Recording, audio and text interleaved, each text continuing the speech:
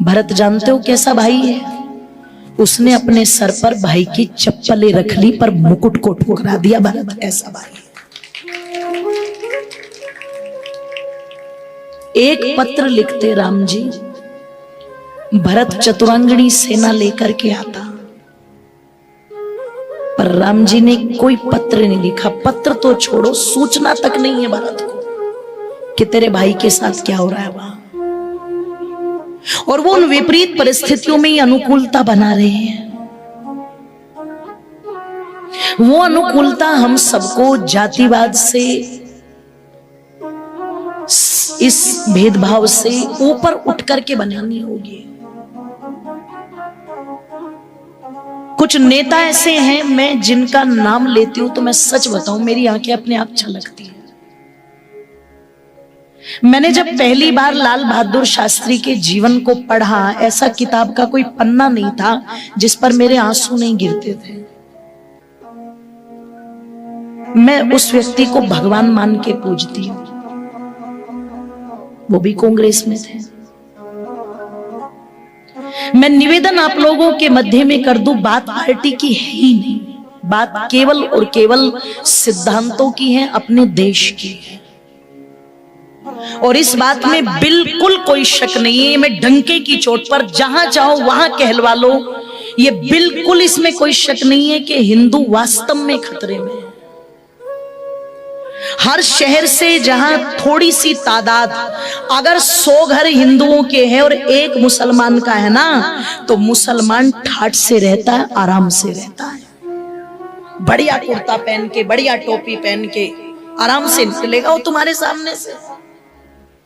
और तुम मुझे 10 मुसलमानों के बीच में एक हिंदू को दिखा दो जो ये ना कह रहा हो कि घर बेचना है, निकलना है यहां से, मोहल्ला छोड़ना है। एक दिखा दो मुझे, कहीं नहीं। खतरा नहीं तो और क्या है। ब्राह्मण की बेटी उठाई तो 5 लाख रुपए, जाट की उठाई तो 6 लाख रुपए, गुज्जर की उठाई तो 4 लाख रुपए, कश्यप की उठाई तो 3 लाख रुपए, हरिजन की उठाई तो 1 लाख रुपए। क्यों लगी हुई है रेट लिस्ट? क्यों ले जा रहे हैं कलावा बांध बांध के? आप सोचो, अगर खतरा नहीं है तो हिंदुओं के बच्चों पर ये सॉफ्ट टारगेट बना करके लिस्ट क्यों लगी हुई है? बताओ। आपके यहां नहीं हो रहा होगा ये कन्वर्जन, पर कहां नहीं हो रहा है? तुम बिहार में चलो एक बार मेरे साथ, तुम्हें जगह जगह जगह जगह चर्च खड़े हुए मिलेंगे जहां कभी मंदिर हुआ करते थे। आज जय भीम के नारे लगा लगा करके लोग राम की चित्र पर, कृष्ण के चित्र पर जूते बजाने का काम कर रहे हैं। कहां नहीं खतरा है? और बुरा मत मानना, आपके बच्चों को सॉफ्ट टारगेट इसलिए किया जाता है क्योंकि हमारे घर में सारे भाषण हैं, लेकिन धर्म को लेकर के हिंदुओं के घर के भाषण खत्म हो चुके हैं। उन्हें कन्वर्टेड करने की जरूरत नहीं पड़ती, आधे ऑलरेडी कन्वर्टेड है बच्चे। और तुम्हारे बच्चे बिल्कुल भी ऐसे नहीं कि तुम उन्हें अच्छे संस्कार दो, वो ना सीखे। गलती उन बड़ों की है जो उनको दे नहीं पा रहे हैं। वेद से परे हो रहे हैं तुम्हारे बच्चे, तो जानते हो क्या बन रहे हैं? ना वेद, जा वेद, ना और जा। तो जहां वेद को ना कर दिया गया, जा कर दिया गया, वही तो ना वेद जावेद बन रहे हैं। तुम हवन बंद करो, तुम संध्या बंद करो, चादर वाले फादर वाले अपने आप आ जाएंगे, अपने आप। इसलिए कुछ चीजों को बहुत गहराई के साथ में सोचना, जिनकी बहुत ज्यादा जरूरत है। और हिम्मत नहीं है ये बातें कहने की किसी की भी। सबको लगता है मेरी फैन फॉलोइंग कम ना हो जाए, मेरे चेले चपाटे कम ना हो जाए, सबको लगता है। इसलिए पता लगा कि बड़े बड़े बापू भी जो बने बैठे हुए, वो मंच पर बैठते हैं तो हरे कृष्णा करते करते, हरे रामा करते करते अली मोला पर भी चले जाते हैं। सबको अपने चेले चपाटे, बस ये ना जाए कहीं, जैसे वो गडरिया भेड़ों पर रंग नहीं डाल देता, मेरी भेड़े दूसरी भेड़ों में ना मिल जाए। सबने अपने अपने रंग डाल रखे हैं। इस बात को कहने की भी हिम्मत करता है अगर कोई, तो इस बात में कोई शक नहीं, वो केवल और केवल आर्य समाज करता है, वो करता है। तो मैं निवेदन कर दूं, एक क्षेत्र को देख करके हम ये ना सोचे कि खतरा नहीं है, खतरा तो है। ओ मेरी मातो बंधु, बड़ी समझदारी और बड़ी सूझबूझ के साथ, पार्टी वार्टी ये तो सब बाद की चीजें हैं। सबसे पहले अपने संस्कार, अपनी संस्कृति, अपना देश, अपना धर्म, वो सबसे पहले है। और फिर जो उसकी रक्षा करे, वो चाहे किसी भी पार्टी का हो। क्यों जी, ठीक बात है ना, वो किसी भी पार्टी का हो। हम तो कहते हैं केजरीवाल देशभक्त बन जाए, हमें क्या दिक्कत है, हमारे कौन सा रिश्तेदार लगते हैं। जो अपने देश की रक्षा की बात करे, धर्म की रक्षा की बात करे,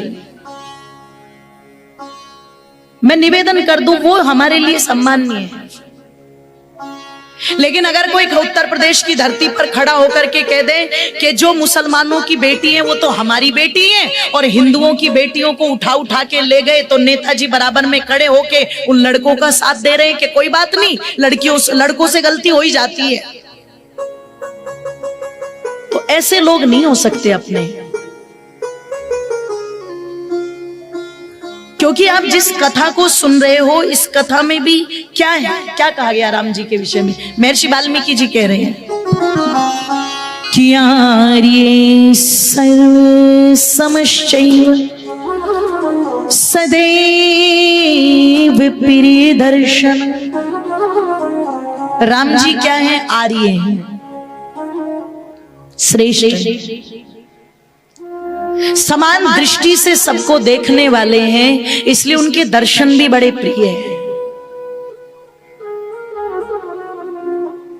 राम जी उन मर्यादाओं का पालन करते हैं जो वेद की मर्यादाएं हैं। और वेद क्या कह रहा है, अनुव्रतः पितु पुत्रो मात्रा भवतु सम्मना जाया पत्ते मधुमतिम वाचम वदतु शांति। वेद कह रहा है मां भ्राता भ्रात्रम दुक्षण। अब राम जी में जो वेद कह रहा है, ये सारे गुण हैं। वो अनुव्रती भी हैं, मात्रा भवतु सम्मना भी है, मां भ्राता भ्रात्रम दुक्षण भी है। इसलिए राम जी का जो व्यक्तित्व है वो अपने आप में इतना निराला है, इतना निराला है कि जब परशुराम जी का आना हुआ, जिन पर आक्षेप लगाया जाता है कि परशुराम जी ने कई बार क्षत्रियों से हीन कर दिया धरती को। कौन कहता है क्षत्रियों से हीन किया? जमदग्नि के कुल के वंशज हैं परशुराम जी। इतने वीर हैं, इतने धीर हैं, इतने गंभीर हैं कि उन्होंने धरती को खाली जरूर किया है, पर क्षत्रियों से नहीं। जो क्षत्रिय कुल में पैदा होकर के अनाचार करते हैं, अत्याचार करते हैं, ऐसे दुष्टों को समाप्त करने का काम श्री परशुराम जी ने किया है। ऐसा तो नहीं है ना कि क्षत्रियों में महाराणा प्रताप भी पैदा होंगे, कई कई तो मूंछों पर ताव दे करके ऐसे भी पैदा हो गए कि पत्नी को तो गाली दे रहे हैं और नाचने वाली आ गई तो उसके पीछे बंदूक लेकर के चल रहे हैं। है जी, नाचने वाली की रक्षा और घर की लक्ष्मी का अपमान, उसे क्षत्रिय कहोगे क्या? पत्नी को अगर कोई चीज चाहिए तो बोले लिया अपने मायके से, और सपना चौधरी आ गई तो उस पर गड्डी नहीं उड़ा रहे हैं जैसे इसकी बुआ लगती हो। ये ऐसे क्षत्रियों का क्या करोगे आप? जो पापी है, अनाचारी है, अत्याचारी है, जिसका बल गलत दिशा में लगा है, भगवान श्री परशुराम जी ने उनको समाप्त करने का काम किया है। ऐरा गहरा पद नहीं है उनका। वो कितने महान हैं, उनकी महानता का पता इसी से लगता है कि चक्रवर्ती राजा दौड़ रहे हैं, एक तरफ से जनक दौड़ रहे हैं, एक तरफ से दशरथ जी दौड़ रहे हैं, हाथ जोड़ करके खड़े हुए, महाराज बैठो तो सही, बैठो तो सही। पर कहते ना, कभी कभी व्यक्ति बहुत बड़ा काम कर ले तो एक धागे जितना अंतर है। किसमें? स्वाभिमान में और अभिमान में।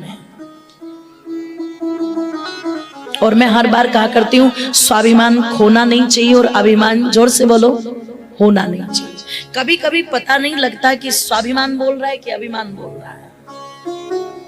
और जब कोई व्यक्ति बहुत बड़ा कार्य कर दे और चारों तरफ वाह वाह वाह वाह हो जाए और फिर उस व्यक्ति के कानों में पड़े कि तू जितना बड़ा है ना, तुझसे भी बड़ा पैदा हो चुका है कोई, तो लगता तो है।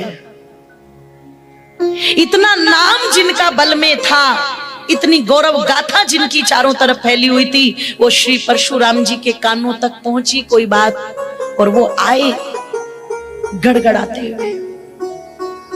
और वो मेरी माताओं, एक ही वाक्य था, किसने तोड़ा, किसने तोड़ा, किसने तोड़ा।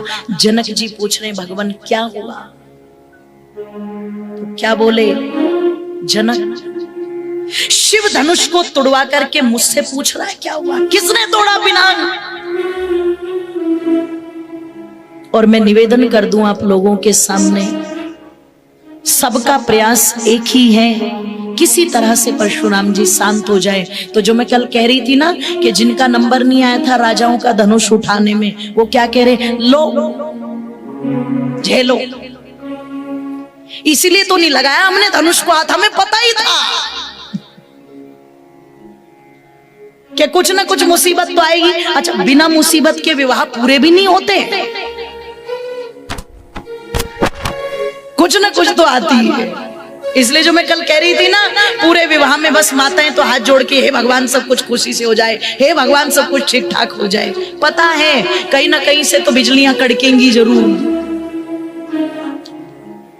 माताओं, बात लंबी हो सकती है, आइए इसको छोटा करते हैं बहुत ज्यादा। क्रोध की अग्नि में भरे हुए परशुराम जी एक ही बात पूछ रहे थे बारंबार, किसने तोड़ा, किसने तोड़ा, किसने तोड़ा। महर्षि वाल्मीकि जी यहाँ पर लक्ष्मण जी का कोई संवाद नहीं लिखते हैं, गोस्वामी जी ने थोड़ा वर्णन किया, पर मुझे लगता है आज भी अपने बच्चों को आप एक सभ्यता जरूर सिखाती होगी माताओं, कि जब दो बड़े आपस में बातें कर रहे हो तो बच्चे बीच में, जोर से बोलो, पता है तुम्हें, फिर ठीक है।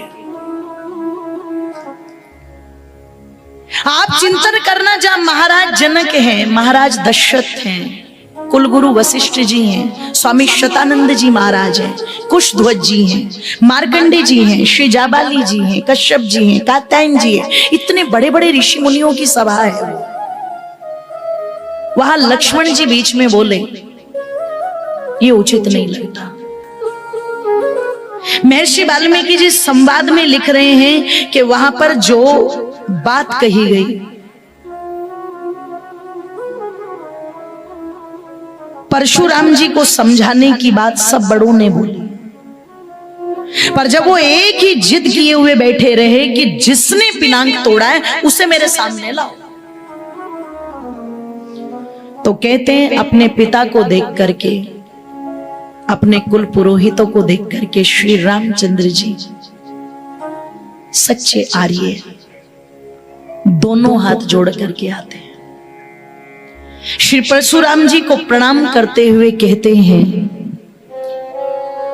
कि नाथ शंभुधनु भंजनिहारा होई क्यों एक दास तुम्हारा। भगवान परशुराम जी के शब्दों में अभिमान है, पर श्री रामचंद्र जी के शब्दों में विनम्रता के साथ एक स्वाभिमान है। ये नहीं कहा श्री रामचंद्र जी ने, बताओ मैंने तोड़ा है, क्या करना है। आज वाला राम होता तो यही कहता, पर श्री राम जी क्या कहते हैं कि भगवान, ये जिसने भी धनुष तोड़ा है ना, इतनी ताकत और किसी में तो है नहीं, कोई आपके चरणों का सेवक होगा जिसने इस धनुष को।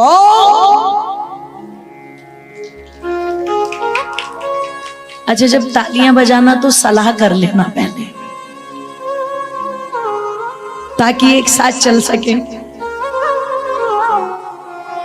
बोलिए श्री रामचंद्र भगवान की जय।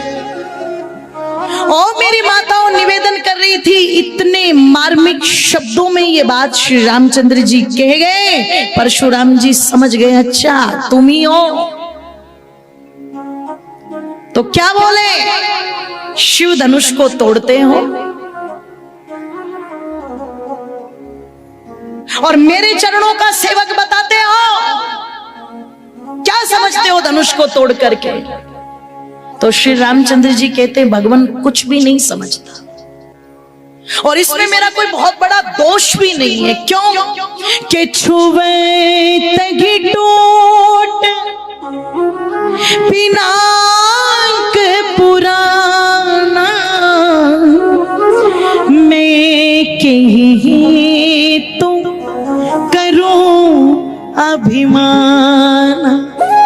कि भगवान मैंने कोई ज्यादा बल नहीं लगाया था और मुझे पता भी नहीं था, मैंने तो सहज भाव से उठाया और बस जैसे ही उस पर प्रत्यंचा चढ़ाने लगा, छुवत ही टूट पिनांक पुराना। इतना पुराना हो चुका था पिनांक कि छूते के साथ में ही टूट गया। बताओ मेरी क्या गलती?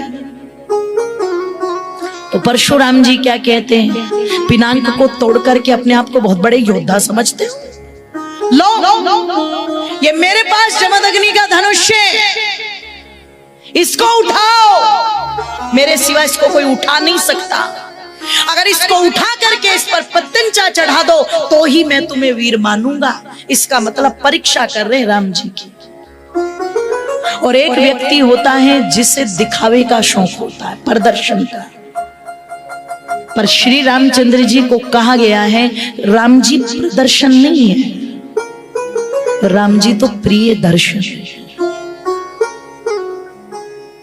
उनमें प्रदर्शन नहीं है, इसलिए बार बार विनम्रता पूर्वक मना करते रहे, भगवान मुझ में कहां इतना साहस, मुझ में कहां इतनी हिम्मत। पर ओ मेरी माताओं कह दूं, जब ललकार दिया परशुराम जी ने ये कह करके कि या तो इसको उठाओ, या तो इसको उठाओ,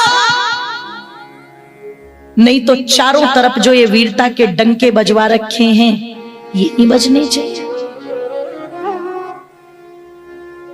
मैंने कल भी कहा था सहने की एक सीमा होती है। बहुत देर तक श्री रामचंद्र जी चुप रहे, विनम्रता पूर्वक मुनिवर के सामने शब्दों में शालीनता को धारण करके रखा।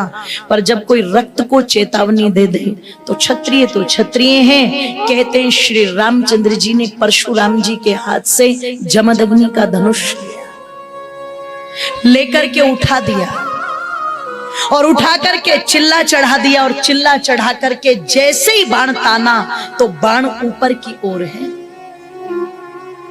और बाणों को ऊपर की ओर करके धनुष का मुख ऊपर की ओर करके श्री रामचंद्र जी कहते हैं मुनिवर आपके आदेश का पालन करके धनुष उठा भी लिया है, बाण चढ़ा भी दिया है, पर अब ये बता दो मुझे ये बाण किस पर छोड़ना है? आप पर तो तान नहीं सकता, क्योंकि जिस कुल में पैदा हुआ हूं वहां एक ही बात सिखाई है, कभी ब्राह्मण पर वार मत करना, कभी गौ माता पर वार मत करना, कभी निर्मल पर वार मत करना, कभी देशभक्त पर वार मत करना, कभी चरित्रवान पर वार मत करना, कभी सदाचारी पर वार मत करना।